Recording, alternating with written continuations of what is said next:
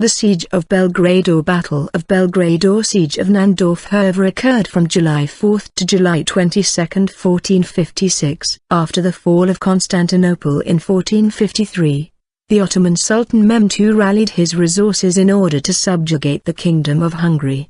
His immediate objective was the border fort of the town of Belgrade, in Old Hungarian Nándorfehérvár. John Hunyadi, a Hungarian nobleman and warlord, who had fought many battles against the Ottomans in the previous 2 decades, prepared the defences of the fortress. The siege eventually escalated into a major battle, during which Hunyadi led a sudden counterattack that overran the Ottoman camp, ultimately compelling the wounded Sultan Mehmed II to lift the siege and retreat. The battle had significant consequences, as it stabilized the southern frontiers of the Kingdom of Hungary for more than half a century and thus considerably delayed the expansion of the Ottoman Empire.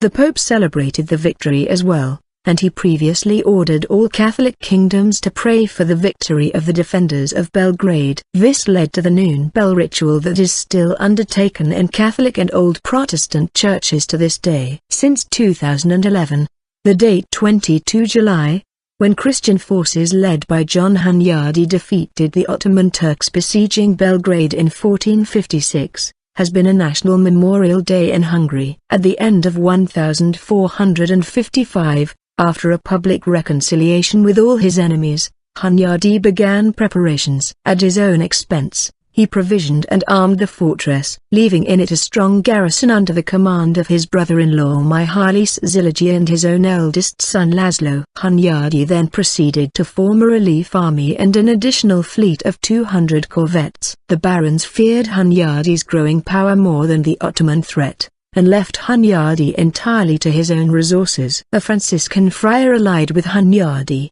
Giovanni da Capistrano, preached a crusade to attract peasants and yeomanry to Hunyadi's cause. The recruits were ill-armed, many with only slings and scythes, but full of enthusiasm. The recruits flocked to the standard of Hunyadi, the core of which consisted of a small band of seasoned mercenaries and a few bandria of noble horsemen. All in all, Hunyadi managed to build a force of 25 to 30,000 men. Siege. However, before these forces could be assembled, Mehmed II's invasion army, 160,000 men in early accounts, 60-70,000 according to new research, arrived at Belgrade. On July 4, 1456, the siege began. Zilagi could rely on a force of only 5,7,000 men in the castle. Mehmed set up his siege on the neck of the headland and started firing on the walls on June 29. He arrayed his men in 3 sections. The Rumelian,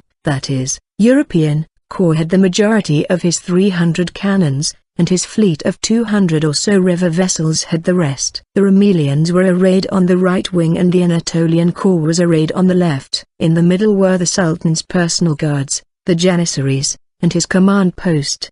The Anatolian Corps and the Janissaries were both heavy infantry troops. Mehmed posted his river vessels mainly to the northwest of the city to patrol the marshes and ensure that the fortress was not reinforced. They also kept an eye on the Sava to the southwest to avoid the infantry's being outflanked by Hunyadi's army. The Danube to the east was guarded by the Spy, the Sultan's light cavalry corps, to avoid being outflanked on the right. When word of this reached Hunyadi, he was in the south of Hungary recruiting additional light cavalry troops for the army with which he intended to lift the siege. Although relatively few of his fellow nobles were willing to provide manpower, the peasants were more than willing to do so. Cardinal Giovanni Capistrano had been sent to Hungary by the Vatican both to preach against heretics, and to preach the crusade against the Ottomans. Capistrano managed to raise a large, albeit poorly trained and equipped, peasant army, with which he left for Belgrade. Capistrano and Hunyadi traveled together,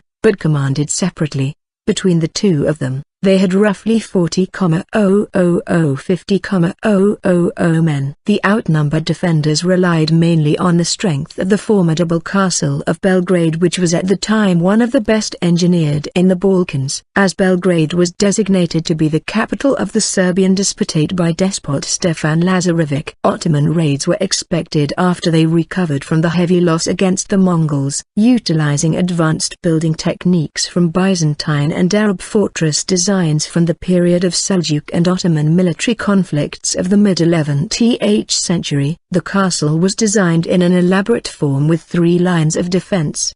The inner castle with the palace and huge donjon, the upper town with the main military camps with 4 gates and a double wall, as well as the lower town with the cathedral in the urban center and a port at the Danube. This building endeavor was one of the most elaborate military architecture achievements of the Middle Ages. After the siege, the Hungarians reinforced the north and eastern side with an additional gate and several towers, one of which, the Nebejsa Tower, was designed for artillery purposes. On July 14, 1456, Hunyadi arrived to the completely encircled city with his flotilla on the Danube while the Ottoman navy lay astride the Danube River.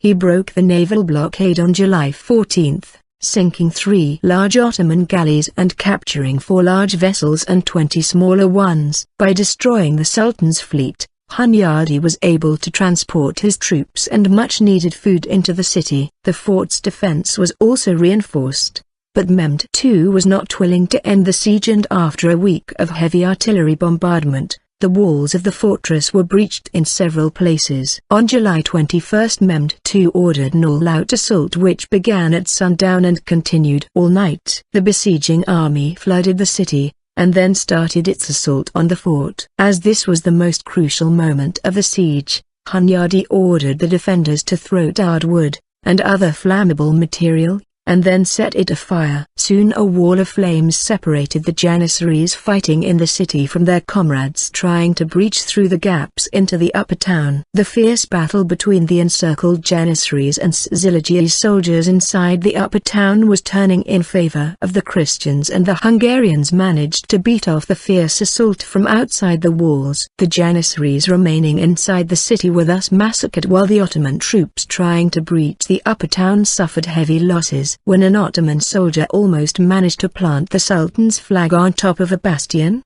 a Hungarian knight, named Titus Dugovic, Dugovic's Titus in Hungarian, grabbed him and together they plunged from the wall. However, according to historians, the name Titus Dugovic is fictitious because it derives from falsified records.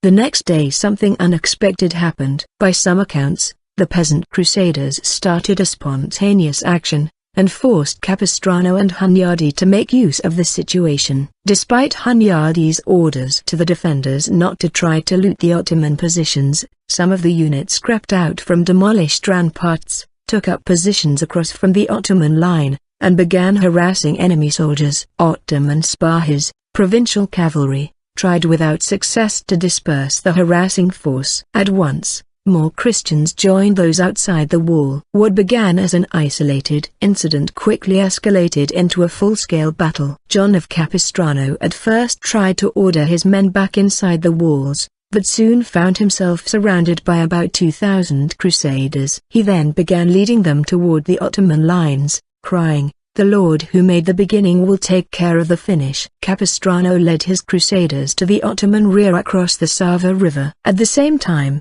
Hunyadi started a desperate charge out of the fort to take the cannon positions in the Ottoman camp. Taken by surprise at this strange turn of events and, some chroniclers say, paralyzed by some inexplicable fear, the Ottomans took flight. The Sultan's bodyguard of about 5,000 Janissaries tried desperately to stop the panic and recapture the camp, but by that time Hunyadi's army had also joined the unplanned battle, and the Ottoman efforts became hopeless. The Sultan himself advanced into the fight and killed Knight in single combat, but then took an arrow in the thigh and was rendered unconscious. After the battle, the Hungarian raiders were ordered to spend the night behind the walls of the fortress and to be on the alert for a possible renewal of the battle, but the Ottoman counterattack never came. Under cover of darkness the Ottomans retreated in haste, bearing their wounded in 140 wagons. They withdrew to Constantinople. Aftermath. However, the Hungarians paid dearly for this victory. Plague broke out in the camp,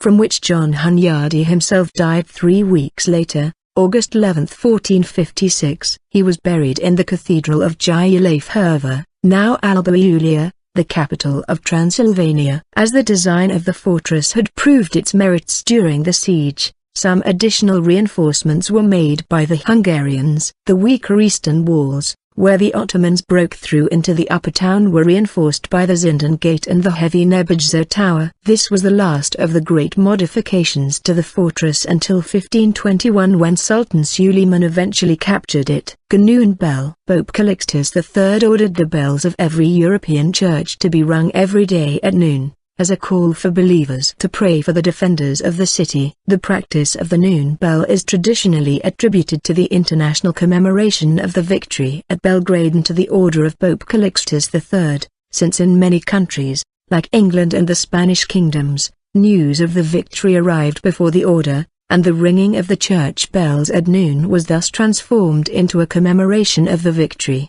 The Pope didn't withdraw the order, and Catholic and the older Protestant churches still ring the noon bell to this day. The custom still exists even among Protestant and Orthodox congregations. In the history of Oxford University, the victory was welcomed with the ringing of bells and great celebrations in England. Hunyadi sent a special courier, among others, Erasmus Fuller, to Oxford with the news of the victory. The victory stopped the Ottoman advance towards Catholic Europe for 70 years. Though they made other incursions such as the taking of Otranto in 1480–1481 and the raid of Croatia and Styria in 1493, Belgrade would continue to protect Hungary from Ottoman attacks until the fort fell to the Ottomans in 1521. After the Siege of Belgrade stopped the advance of Mehmed II towards Central Europe, Serbia and Bosnia were absorbed into the empire. Wallachia, the Tatar Khanate of Crimea, and eventually Moldavia were merely converted into vassal states thanks to strong military resistance to Mehmed's attempts at conquest. There were several reasons why the Sultan did not directly attack Hungary and why he gave up the idea of advancing in that direction after his unsuccessful Siege of Belgrade. The mishap at Belgrade indicated that the empire could not expand further until Serbia and Bosnia were transformed into a secure base of operations. Furthermore,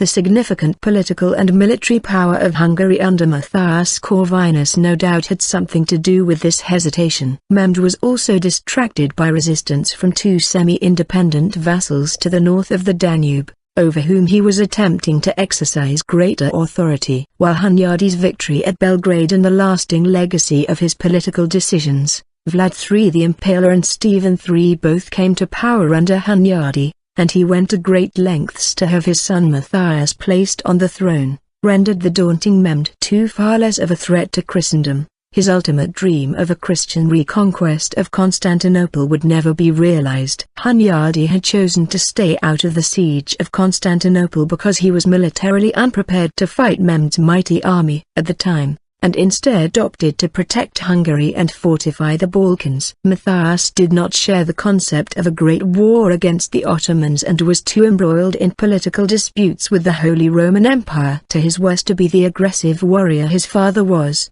so his role was limited mostly to defending his own territory and letting the Balkan leaders bear the brunt of the struggle against the Ottoman Empire. While fierce resistance and Hunyadi's effective leadership ensured that the daring and ambitious Mehmed the Conqueror would only get as far into Europe as the Balkans, the Sultan had already managed to transform the Ottoman Empire into what would be one of the most feared powers in Europe, as well as Asia. For centuries, most of Hungary was eventually conquered in 1526 at the Battle of Mohacs. Ottoman expansion into Europe continued with menacing success until the Siege of Vienna in 1529, and Ottoman power in Europe remained strong and still threatening to Central Europe at times until the Battle of Vienna in 1683. Literature. In Dracula, Prince of Many Faces, by Raymond T. McNally and Rada Florescu, it is claimed that Mehmed wanted to reconquer Belgrade in order to gain access to Hungary through the Danube River, but was prevented from doing so by a humiliating defeat by Vlad III at the night attack. The Sultan later came into conflict with Stephen III of Moldavia, resulting in an even worse defeat at Battle of Vaslui and later a Pyrrhic victory at the Battle of Vali Alba. Taking into account his aggressive ambition and statements suggesting he dreamed of world conquest, most historians agree that Mehmed the Conqueror was initially interested in occupying Hungary and expanding as far into Europe as possible, but was thwarted by the defeat at Belgrade and contained by Matthias' military strength, as well as fierce resistance by Vlach vassals. As McNally and Florescu put it, The Sultan planned to strike at the pillars of European civilization and bring it tumbling down under his control.